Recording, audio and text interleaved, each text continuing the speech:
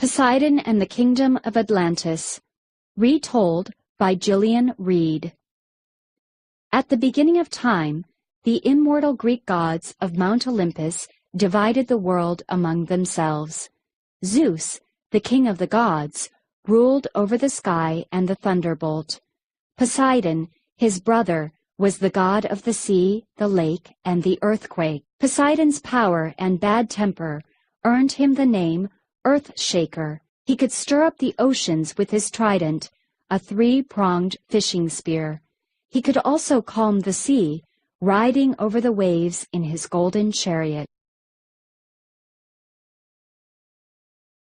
In this paragraph, we learn about Poseidon.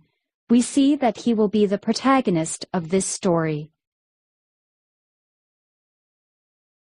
Along with the seas, Poseidon ruled over an island in the middle of the Atlantic Ocean called Atlantis. The people of the island grew wheat, fruit, and vegetables in its fertile soil. Gold and other metals lay beneath the soil. Herds of magnificent elephants and other animals lived in the forests. Poseidon created hot and cold springs, so the people always had fresh water to drink and warm water in which to bathe.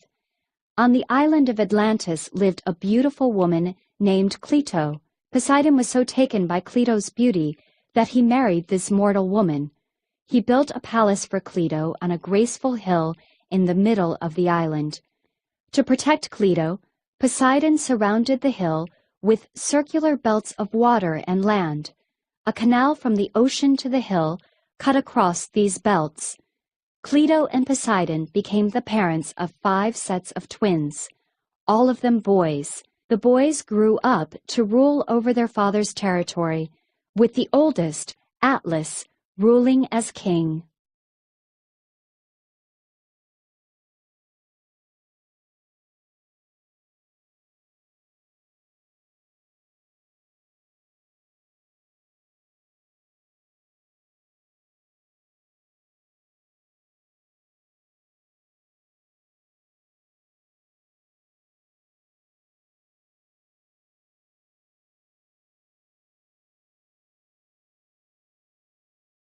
Atlantis was the greatest island kingdom ever known.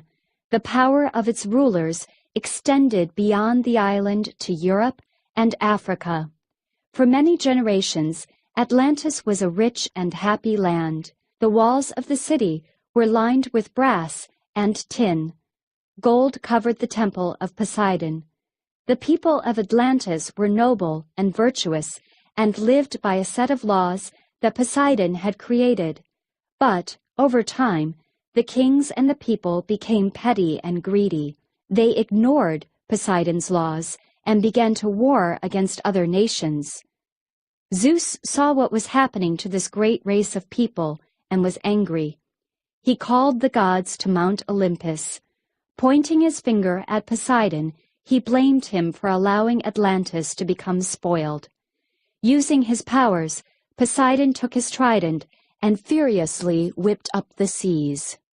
A gigantic wave washed over the kingdom of Atlantis and flooded the island. Atlantis instantly sank into the sea.